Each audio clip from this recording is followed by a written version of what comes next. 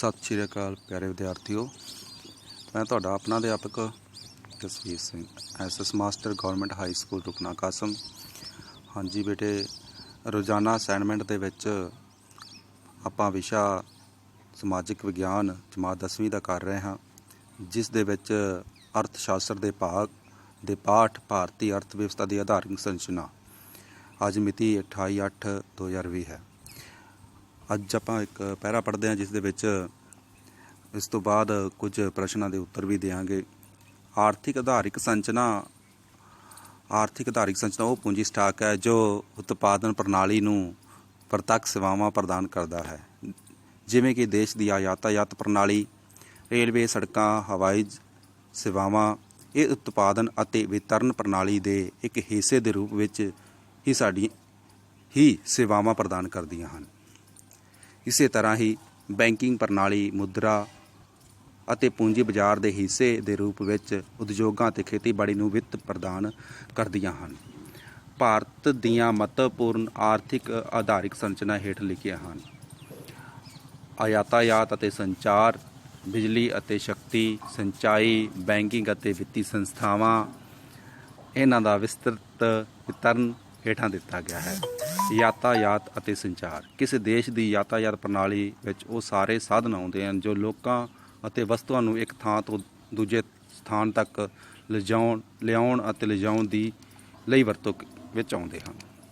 ਇਸ ਵਿੱਚ ਰੇਲਾਂ, ਸੜਕਾਂ, ਜਲ ਅਤੇ ਹਵਾਈ यातायात ਨੂੰ ਵੀ ਸ਼ਾਮਲ ਕੀਤਾ ਜਾਂਦਾ ਹੈ। ਸੰਚਾਰ ਦੇ ਸਾਧਨਾਂ ਵਿੱਚ ਡਾਕ ਸੇਵਾਵਾਂ, ਤਾਰ, ਟੈਲੀਫੋਨ, ਰੇਡੀਓ, ਇੰਟਰਨੈਟ, ਟੈਲੀਵਿਜ਼ਨ ਆਦਿ ਸ਼ਾਮਲ ਹਨ। यातायात ਦੇ ਸਾਧਨ, ਜਿਵੇਂ ਕਿ ਅਸੀਂ ਪਹਿਲਾਂ ਪੜ੍ਹ ਚੁੱਕੇ ਹਾਂ ਕਿ यातायात ਦੇ ਸਾਧਨਾਂ ਦੀ ਲੋੜ ਵਸਤੂਆਂ ਅਤੇ ਲੋਕਾਂ ਨੂੰ ਇੱਕ ਥਾਂ ਤੋਂ ਦੂਜੀ ਥਾਂ 'ਤੇ ਲੈ ਜਾਣ ਵਾਸਤੇ ਹੁੰਦੀ ਹੈ। ਕਿਸੇ ਅਰਥ ਵਿਵਸਥਾ ਵਿੱਚ यातायात ਦਾ ਕਿਹੜਾ ਸਾਧਨ ਜ਼ਿਆਦਾ ਵਧੀਆ ਰਹੇਗਾ, ਇਹ ਕਈ ਗੱਲਾਂ 'ਤੇ ਨਿਰਭਰ ਕਰਦਾ ਹੈ, ਜਿਵੇਂ ਕਿ ਕਿਸੇ ਅਰਥ ਵਿਵਸਥਾ ਦੇ ਭਿੰਨ-ਭਿੰਨ ਖੇਤਰ ਆਰਥਿਕ ਦ੍ਰਿਸ਼ਟੀ ਤੋਂ ਕਿੰਨੇ ਆਤਮ ਨਿਰਭਰ ਹਨ ਜਾਂ ਅਲੱਗ-ਅਲੱਗ ਖੇਤਰਾਂ ਵਿੱਚ ਆਪਸੀ ਨਿਰਭਰਤਾ ਪਾਈ ਜਾਂਦੀ ਹੈ। ਭਾਰਤ ਵਿੱਚ यातायात ਦੇ ਮੁੱਖ ਸਾਧਨ ਹੇਠ ਲਿਖੇ ਹਨ। ਰੇਲਵੇ, ਲੰਮੀ ਦੂਰੀ ਦੇ ਭਾਰੀ ਮਾਲ ਅਤੇ ਯਾਤਰੀਆਂ ਲਈ ਰੇਲਵੇ यातायात ਸਭ ਤੋਂ ਸਸਤਾ ਸਾਧਨ ਹੈ। ਭਾਰਤ ਵਿੱਚ ਪਹਿਲੀ ਰੇਲਵੇ ਲਾਈਨ 16 ਅਪ੍ਰੈਲ 1853 ਈਸਵੀ ਨੂੰ ਬੰਬਈ ਤੋਂ ਥਾਨੇ ਵਿਚਕਾਰ ਵਿਛਾਈ ਗਈ ਸੀ। ਭਾਰਤੀ ਰੇਲਵੇ ਏਸ਼ੀਆ ਵਿੱਚ ਪਹਿਲੇ ਅਤੇ ਸੰਸਾਰ ਵਿੱਚ ਚੌਥੇ ਨੰਬਰ 'ਤੇ ਹੈ। ਭਾਰਤ ਵਿੱਚ ਇਸ ਸਮੇਂ ਰੇਲਵੇ ਲਾਈਨ ਦੀ ਕੁੱਲ ਲੰਬਾਈ 1,15,000 ਕਿਲੋਮੀਟਰ ਤੋਂ ਵੱਧ ਹੈ।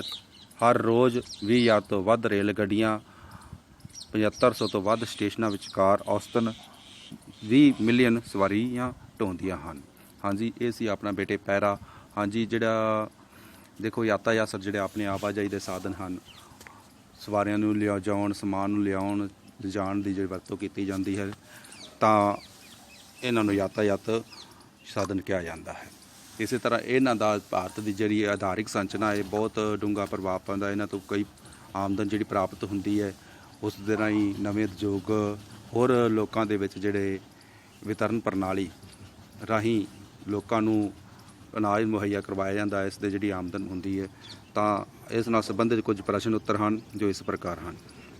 ਮਹੱਤਵਪੂਰਨ ਆਰਥਿਕ ਆਧਾਰਿਕ ਸੰਰਚਨਾਵਾਂ ਕਿਹੜੀਆਂ ਹਨ? ਮਹੱਤਵਪੂਰਨ ਆਰਥਿਕ ਆਧਾਰਿਤ ਸੰਰਚਨਾਵਾਂ ਜਿਹੜੀਆਂ यातायात ਅਤੇ ਸੰਚਾਰ, ਬਿਜਲੀ ਅਤੇ ਸ਼ਕਤੀ, ਸਿੰਚਾਈ, ਬੈਂਕਿੰਗ ਅਤੇ ਵਿੱਤੀ ਸੰਸਥਾਵਾਂ ਹਨ। यातायात ਪ੍ਰਣਾਲੀ ਤੋਂ ਤੁਸੀਂ ਕੀ ਸਮਝਦੇ ਹੋ? यातायात ਪ੍ਰਣਾਲੀ ਤੋਂ ਭਾਵ ਇਹ ਹੈ ਕਿ ਕਿਸੇ ਵਸਤੂਆਂ ਨੂੰ ਇੱਕ ਥਾਂ ਤੋਂ ਲੈ ਕੇ ਦੂਸਰੀ ਥਾਂ 'ਤੇ ਲਿਜਾਣ ਨੂੰ यातायात ਦੇ ਸਾਧਨ ਕਿਹਾ ਜਾਂਦਾ ਹੈ। ਇਸੇ ਤਰ੍ਹਾਂ ਸਵਾਰੀਆਂ ਵੀ ਇੱਕ ਥਾਂ ਤੋਂ ਦੂਸਰੀ ਥਾਂ 'ਤੇ ਜਾਣ ਲਈ ਨੂੰ यातायात ਕਿਹਾ ਜਾਂਦਾ ਹੈ। ਖਾਲੀ ਸਥਾਨ ਹੈ ਬੇਟੇ, ਹੇਠ ਰੇਲ, ਬੱਸ, ਹਵਾਈ ਜਾਂ ਡੈਸ਼ ਦੇ ਸਾਧਨ ਹਨ। ਇਹ ਕਿਹੜੇ ਸਾਧਨ ਹੈ? यातायात ਦੇ ਸਾਧਨ ਹਨ। ਲੋਕ ਇੱਕ ਥਾਂ ਤੋਂ ਦੂਜੀ ਥਾਂ ਕਿਸੇ ਵੀ ਸਾਧਨ ਰਾਹੀਂ ਜਾਣ ਨੂੰ ਡੈਸ਼ ਆਖਦੇ ਹਨ। ਲੋਕਾਂ ਦੇ ਇੱਕ ਥਾਂ ਤੋਂ ਦੂਜੀ ਥਾਂ 'ਤੇ ਕਿਸੇ ਵੀ ਸਾਧਨ ਰਾਹੀਂ ਜਾਣ ਨੂੰ ਕੀ ਕਹਿੰਦੇ ਹਨ? यातायात ਕਹਿੰਦੇ ਹਨ। ਅਸੀਂ ਆਵਾਜਾਈ ਦੇ ਰਾਹੀਂ ਇਹਨਾਂ ਸਾਧਨਾਂ ਦੇ ਰਾਹੀਂ ਅੱਗੇ ਜਾ ਸਕਦੇ ਹਾਂ।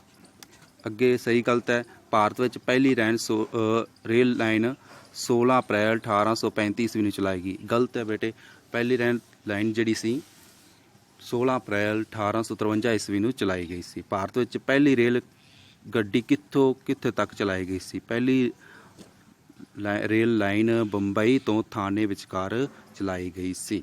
ਹਾਂਜੀ, ਇਹ ਸੀ ਆਪਣੀ ਅੱਜ ਦੀ ਅਸਾਈਨਮੈਂਟ। ਬਹੁਤ ਬਹੁਤ ਧੰਨਵਾਦ।